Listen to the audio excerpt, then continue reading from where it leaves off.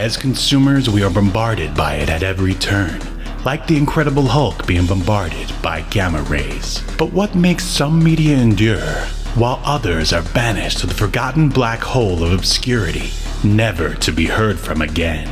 Who or what decides this? Hetero life mates Steve and Yahel want to know, and they want to know now.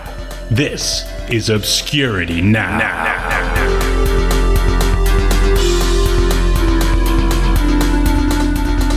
What's up, everybody? Welcome to another episode of Obscurity Now, the show where we take a look at old and nearly forgotten pieces of media and decide if they should be remembered or tossed into the black hole of obscurity, never to be heard from again. My name is Steve, and with me is the next incarnation of the spirit of vengeance himself. This is Yahel. How are you doing, Steve? I'm doing great. Excited to be talking about the world of 2099. Were you ever into those comics? I was into the Spider-Man 2099 comic. Mm-hmm. It was like, there weren't a lot of comics number ones, or series that started from the ground up back then. So yeah, it was kind of like the first time I was like, oh, here's something I can get into from the beginning. Doesn't have any I don't need to know what happened in issue of 1960's Amazing Spider-Man, right, to get some reference. So yeah, I was into that. I did not, however, read any other 2099 comics regularly, and I never read the Ghost Rider one. Yeah, it was weird. Well, all right, before we get too deep into it, we are taking a look today at Ghost Rider 2099. That's right. This is a comic book episode. And they're a little bit different. Basically, we're just going to thumb through a digital version of Ghost Rider 2099 number 1, take a look at some of the highlights, and talk about what we like and don't like about it, and then decide if Ghost Rider 2099 should be remembered or, tossed into the 50-cent bin, where I probably found my copy. Where it probably is right now. Right here. Which, look at that hollow foil cover. I mean, shit, that's straight from the future. Yeah, that's worth 50 cents alone, if you ask me. But yeah, everyone talks about Spider-Man 2099. Because everyone loves the costume, of course, and they even made him, canon, thanks to the Spider-Verse. And I think maybe a few other people know about, Punisher 2099 and. Who are the other ones that came after? You got Spidey. You got, and do you know Ravage? Do you remember Ravage?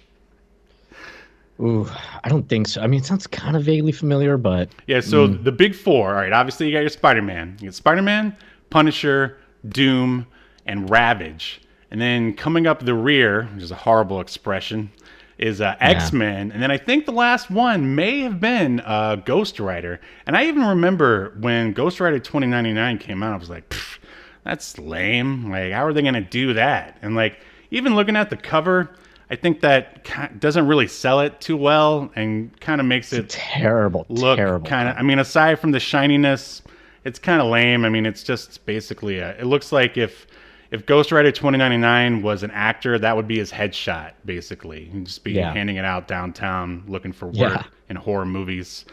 And yeah, I remember thinking it was lame. But are you a Ghost Rider fan at all, in the slightest, of the comics, the movies, anything?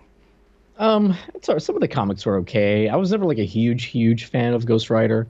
But, I read the comics here and there. But, yeah, not regularly. I think you were a bit of a Ghost Rider guy, though, right? For sure. I think in the 90s, my brother, he read comics for a week, and basically when I got done reading my comics, I read his, and he liked Ghost Rider and the Hulk, which actually ended up being some of my favorites of all time. So I guess I'm lucky he picked those up because yeah, I like Ghost Rider quite a bit. I don't know, there's a lot to be said about those Nick Cage Ghost Rider movies. I think maybe one day we ought to give them a watch. The second one is actually pretty good. I'd say better than the first one. Yeah, it's fun. But that is a show for another day. But for now, let's get knee deep in the dead of Ghost Rider 2099 number 1.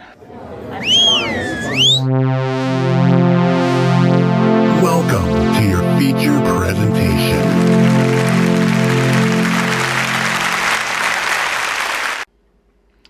All right, here we are. I guess I should probably start at the cover. Whoops, that's not it.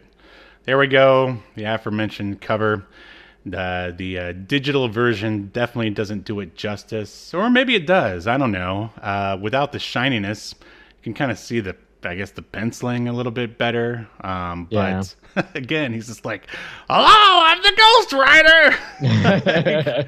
Yeah, it's pretty lame. Yeah, it doesn't really give off the kind of attitude that the Ghost Rider has within the pages of the comic. So let's go ahead. Well, I guess we'll just leave that up there while we talk about some of the people behind the comic here. And I mean, clearly, it's a Marvel comic, and it came out in May of '94. Cover price $2.25. Ooh, that would have killed me back then. And the title of this particular issue is called Burning Chrome, which is the most synthwave title of ever, and before synthwave was even a thing.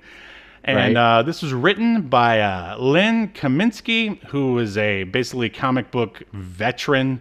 And some of his Marvel work include Spider-Man, Road to Venom, War Machine Classic. I guess he basically wrote like the original War Machine when he came out. And some Ultraverse work, Rune Volume 2. I guess after Marvel bought the Ultraverse, he wrote Rune. I know no one cares about that except for me, but too bad. You're going to hear about it nonetheless. And then we have the penciler, who is Chris Bacalo.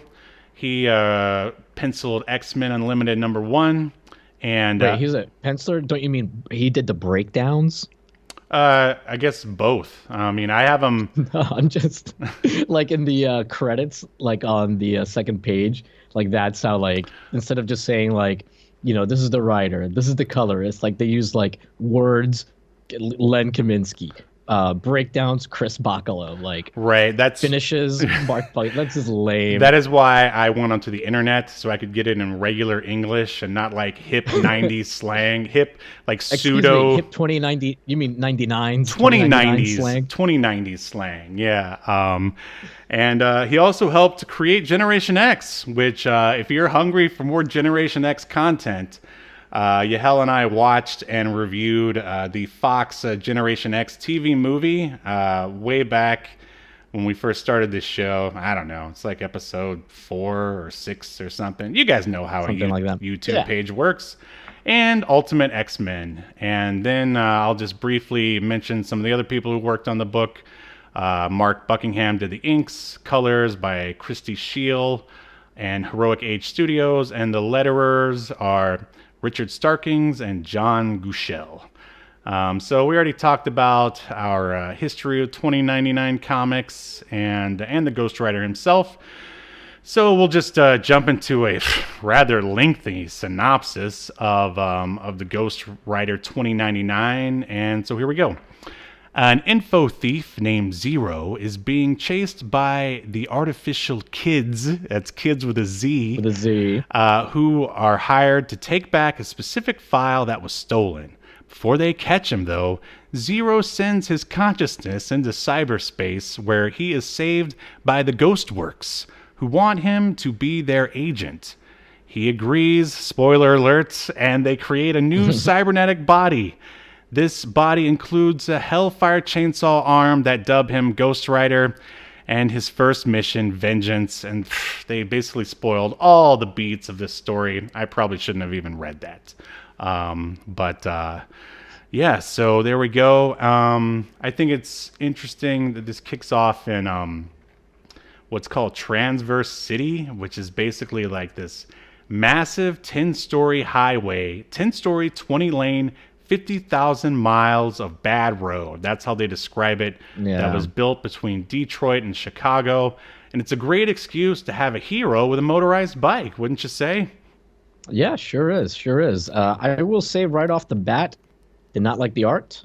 Really? I like it a lot. There's like, and I know that this is like the style that he's going for, I assume, but like there's a lot of lines that aren't straight. Mm-hmm. and it was really just like, I don't know, just for whatever reason, it was just really sticking out to me. Like on this front page, like if you look at the building, the windows to the building in the center, like the lines are like super crooked. They're not like parallel to each other. You can see the same thing with all the windows too on the building to the right of where it says hotel. The words hotel like are like super uneven and straight. And there's just a lot of stuff like that throughout the book. And I don't know. For whatever reason, I just kind of like was like, yeah, this is weird. Yeah, I could say that this style is definitely an acquired taste. I actually like it a lot. I don't know. It reminds me of I don't know. It feels like sort of I don't know, Akira mixed with like maybe some more of like underground stuff that was going on at the time. It's definitely not the typical Marvel style, especially compared to the other 2099 books. But anyway, the very next page is an awesome 2-page spread of the Ghost Rider. What do you think about the look of Ghost Rider 2099 right off the bat? And This is so 90s with all the chrome metal on him. I honestly don't like it. I don't know. I don't think it's cool. I think the bike is lame as hell, with it like saying burning chrome. Yeah. I'm not a huge fan of it. What do you think? I mean, I like it a lot. It reminds me again of Akira. It's basically like the Akira bike that they, borrowed. It's like, what if the T800 were driving, for some reason, put out a bunch of leather and drove around on the Akira bike, which, I mean, those are things. Yeah, I guess it looks like it a little bit, but worse. Yeah, they 90s it up like quite a bit, to say the least. Okay, and moving on, he's beating up some thugs. I guess these are the Zero Boys with a Z. Let me get my notes back here. Where'd they go? Come back. Notes. All right, there they are. And what do you think of? Surely you remember the 2099 slang / swear words from the day. Yeah. Well, once I started reading this, I remember that they did that with these like, this is how people curse in the future. So yeah, he says like holy glitch. Oh, I guess shock is supposed to equal fuck, because later somebody says something about no shocking way, or, something like that. So I don't know, man. It's like, in a way it makes sense, right? That people would have, there'd be different like vernacular being used, right? Like, but it's also kind of hard to believe. It's also lame, right? It also comes off kind of lame and cringe. Well, it's just like frack, right? Remember when the fracking craze was going on? Yeah. So frack from Battlestar Galactica, for those that don't know, that's what they used for the F word. Right. And if you're also, I guess I forgot to mention, if you're one of the people who only listen, you're missing out on what I think is some amazing art. Yahel disagrees. So please check out the YouTube videos if you want to see what the Ghost Rider 2099 actually looks like. So Ghost Rider continues to put the beat down on these like hilarious looking, I don't know, they're kind of like a mix between like Mad Max style and again, I guess Akira, like Blade Runner, futuristic looking biker gang thugs. And he's at I really like the again, it's all over the top, like dialogue and even the art, everything. He wants some information. He goes, info dump, road rash. Ghost Rider's body here makes no sense. I can agree with that. He's built. He looks like he's. Go ahead. I want to hear it. Well, I was gonna say, he looks like he's got like a hunchback or something. His body, his body's like an upside down pear. Look how skinny his legs are. Like his arm is like thicker than both of his legs combined. His forearm is thicker than both of his legs. Like just real weird choices here. He's built like the Max. Yeah, I agree. And this art at times feels like it's trying to be a little like Max. And you know what? I was briefly reading about the biography of the penciler here, and he was actually influenced by Sam Keith quite a bit. So there you go. Makes sense. So yeah, he info dump or road rash. Who paid the artificial kids to grease the hot wire martyrs? And the guy basically tells him, and it triggers the flashback to, I don't know, it's like a week ago, and now we're introduced to Ghost Rider pre his turning into Ghost Rider days. He is I got it written down here, Kintaro Cochran, and he's like this hacker, info hacker known as Zero. He's kind of like Johnny Mnemonic, right? Yeah. He's like basically has an implant that lets him like carry this data. He's carrying 500 megs, Steve. Like that's supposed to blow us away. That he's carrying 500 megs of data. I wrote that down here. Yeah, 500 megs of hot data in a Latverian biochip implant, and they were gonna sell it. Like everything. I just love the dialogue so much. All right, so he gets chased by bad guys on his motorcycle. He gets into a wreck, and I guess from the implant, it releases these toxins into his brains, into his brain. He starts running. He sees some TVs that is just showing mainstream news, and he starts freaking out and smashes it. A nice little metaphor for the time. I think it's still relevant for today. And he feels himself starting to give in to death's sweet embrace. So he goes and does he goes to a phone booth, which I don't know why you would need those in the future. Am I right? Right. Although I guess it's for like video calling or something like that. It's not like Sure. And he calls this girl, Kylie, asks her to save the vid call. This bad guy, Jeter, shows up, and Cochran / pre-Ghost Rider tells him to go lube himself. Yes. Then he, quote, amps it to the max, because that was the lingo at the time. He jacks himself into cyberspace to the max. And hold on, I need to catch up to our visuals here, because there's some pretty wacky ones coming up. Yeah. Here he is stumbling through, and he's about to smash the TVs. And he calls his girl here. Here comes Jeter. And did you see? Look at his hand there. Doesn't it look like the Power Glove? You see that? Yeah, a little bit. Yeah. And then here he goes. Here he is jacking into cyberspace, and it turns him into this thing. It looks like, I don't know, the Silver Surfer with flaming hair for some reason. Yeah. Has that ever happened to you, Yahel? You know, you're...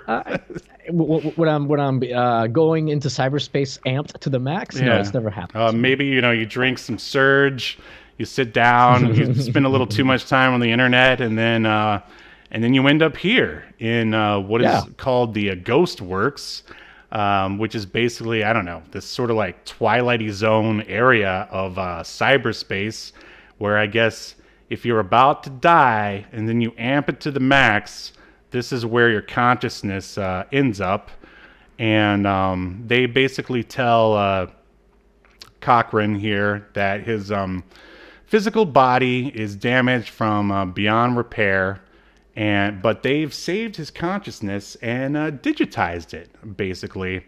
And they want him to be their antiviral agent, because humanity is heading toward a terminal collapse. And he's completely okay with it. He doesn't even have to think about it. He just says yes.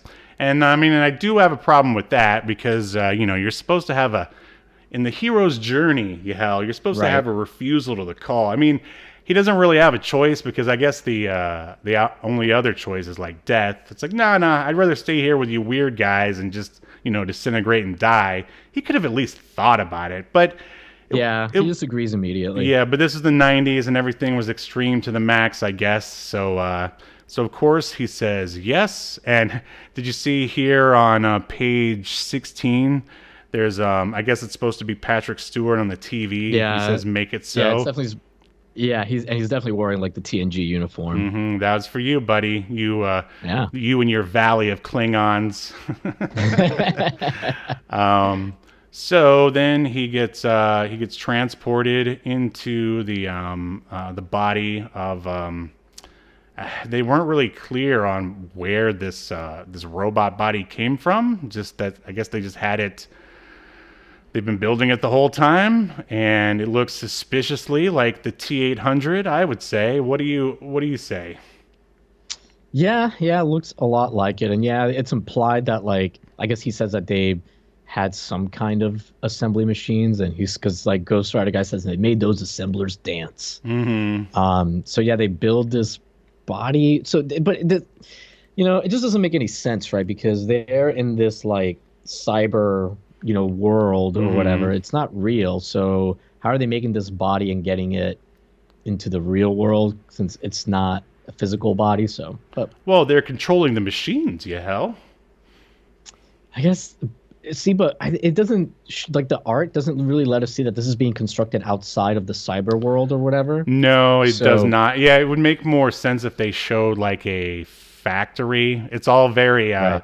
metaphysical. And like I'm really surprised they. I mean, this book, again, compared to the other 2099 books, and I guess just Marvel in general at the time, is really pretty weird, pretty freaking weird. And I'm surprised they like let these guys get as weird as they did because normally we're kind of treated to the same old, not same old, but the typical superhero stuff from Marvel. Yeah. So yeah, I'm just wondering if maybe nobody cared at this point in the 2099 lineup, and they were just like, Ghost Rider 2099, you guys do what you want, I don't care. I don't know. Yeah. Yeah, well, I mean, you can decide whether you like that or not. We'll find out at the end, I guess. So anyway. Yeah, I just wish they would have established, hey, this is now Yes. outside or somewhere else. So it's just weird that they didn't. But yeah, let's continue. Right, please. I agree with you. Yes, sir. So in flashback, we're now back with a Ghost Rider. He's asking where Jeter is, and finally the guy just tells him. Like, I don't know about you, but I wouldn't need any like coaxing or beating up at all if Ghost Rider 29 just like 2099 showed up at the door and asked like any question. I would pretty much just tell him straight up. Right. But these thugs are pretty dumb, and so Ghost Rider takes to the road. He finds this weird like encampment where the thugs basically sleep. It looks like a weird trailer park where like carnies would hang out. I'd like to imagine this is probably Florida, somewhere in Florida. Yeah, so these dumb thugs try to attack him. And there he is again. Man, now that you pointed over the whole crouching over thing, I can't unsee it. Yeah, not a fan, but whatever. I'll just live with it. And so he shows up and he says, I'm here for Jeter. And the other guy goes, you got an appointment? And he tries to hit this massive robot with a pipe. And so Ghost Rider then proceeds to go to town, completely taking apart these thugs. And then finally Jeter shows up and he goes, here, I'm over here. Who's asking? Oh, there's a fun little, I don't know. Remember these things? The bullpen bulletins? Anyway. Oh, yeah. And so here we get some fun dialogue. Son of a glitch. What is that thing? And then the Ghost Rider goes, a bad attitude with your name on it. Like, terrible. Come on, man. That's classic action cheese right there. Maybe not to everyone's taste, but so anyway, they start shooting him. Like, this almost feels like Ghost Rider 2099 is kind of like a punk rock RoboCop in a way. Sure. Or like a reverse RoboCop, sort of. But anyway, so he starts beating up Jeter. Of course, Jeter tries to shoot him. He's asking him who backed the contract on the Hotwire Martyrs. And he says, you better tell me, or guess I'm going to have to amputate. And so, of course, Jeter tells him. Ghost Rider lets him go. And he goes, I gave you a name. You want more? And then he brings out his chainsaw and he goes, one word, puss bag.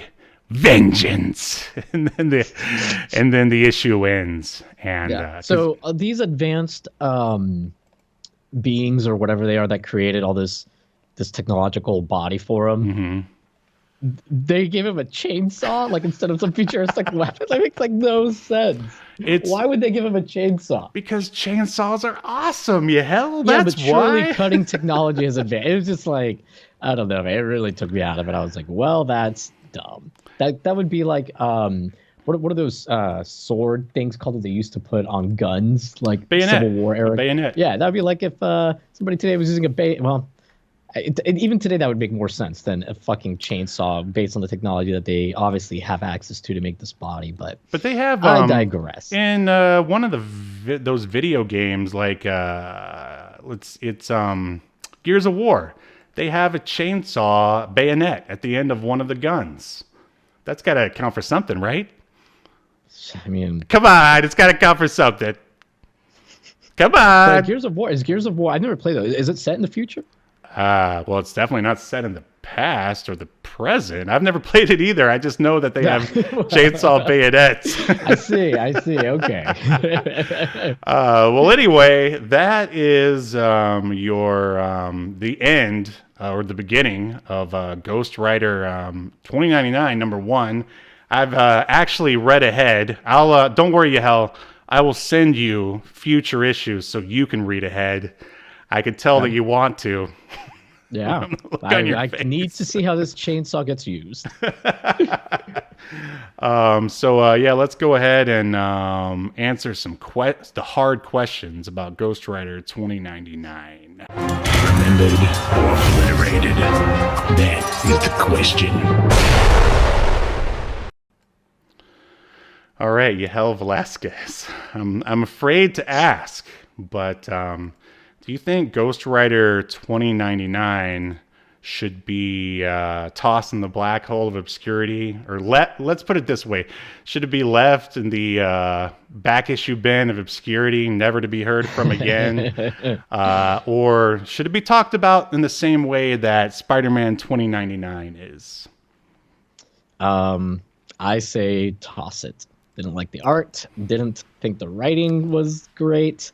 I hate that he's a robot with a man controlling. Like, I think his design is lame. I don't think it's very cool or very fun or interesting to look at. Wait, you don't like robots? I like robots. I don't like that Ghost Rider is a robot. Like, I don't know, like they didn't do. I mean, maybe I guess later they do something with it, but there's nothing like demonic or whatever. I just don't think like they made him a robot body is all that interesting.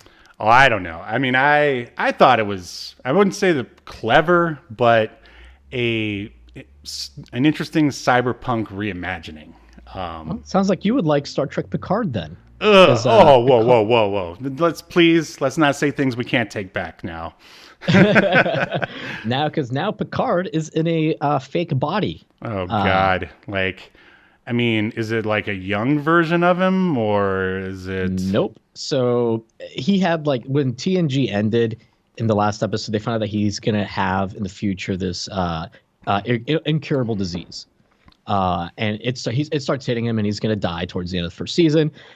And due to a bunch of plot stuff that I won't get into, they were making this other guy was making a body for himself to put his consciousness in to live forever. But instead, they end up making it for Picard, and it looks just like Picard. It's aged about just like even though it's a fake body, it's like it has like blood, and it's more like a Cylon body than like a robot. But it's a fake body, and they put his consciousness in there, and now he's cured. But if he doesn't have any chrome or chainsaws, then it's pointless, right? Right. And they said, this body is still going to only give you about the expected life expectancy you would have had without the disease. So what this really is, it's basically a way to write themselves out of the incurable disease. That's what it really is. That's bullshit. Bullshit. Yeah, I call terrible. Bullshit. And the whole thing with the incurable disease is that it's something where like he had the gene for it or something like that, but you never know if he's going to develop it or not. So he could have just never have developed it. So they didn't even need to do that. Okay. I don't know. It's really dumb. Right. It's really let weird. me let me compare that to Ghost Rider 2099. What that is, Please. that is an example of the current crop of shitty writing that is going on in 2021. Now, I can admit, Ghost Rider 2099, number one, is a mix of probably what they thought a lot of 90s cliches, and Cyberpunk, that they thought would fly in 93 or 94 when it came out. But if you do read forward, there is a pretty cool story that does develop. There's basically nothing that happens in this issue. Basically, you get to see how Ghost Rider is created. He beats up some thugs and brings out a chainsaw at the end. A flaming chainsaw, actually. Yeah. And, I mean, to me, those are some really cool, fun visuals. I love the Terminator and robots and chainsaws and the Ghost Rider, and Akira, so that works for me. Now, if the story doesn't go anywhere, obviously I wouldn't be able to stick with it. So I mean, I think that Ghost Rider deserves a second chance. Maybe if they brought him back and tried to do something with him. The only thing I would say is that maybe he's a little overpowered, at least going up against thugs. Yeah. But much like with RoboCop, he just goes up against other cybernetic organisms and stuff, and he gets beat up and repaired and rinse and repeat. I just wished he would have lasted a little bit longer than I don't know how many issues he lasted, 30, 40 or whatever, and then no one ever talks about him anymore until today. And after this episode airs, oh boy, watch out. Ghost Rider 2099 starring Nicolas Cage is going to set the world on fire. It's going to be burning chrome all over. But okay, so yeah, let me play the stalemate bumper. This is it. Those pathetic podcasters known as Obscurity Now have once again rendered a verdict of no contest. That's right, a stalemate. They've wasted everyone's time. They are just as lazy as Congress and twice as corrupt. Boo, I say. Tar and feather 'em. Get out the guillotine. Boo to stalemate and boo to Obscurity Now. Yeah, but I mean, at least they're not using, I guess I didn't finish my thought. At least they're not using lame excuses like robot bodies to write themselves out of a corner. Fair. Yeah.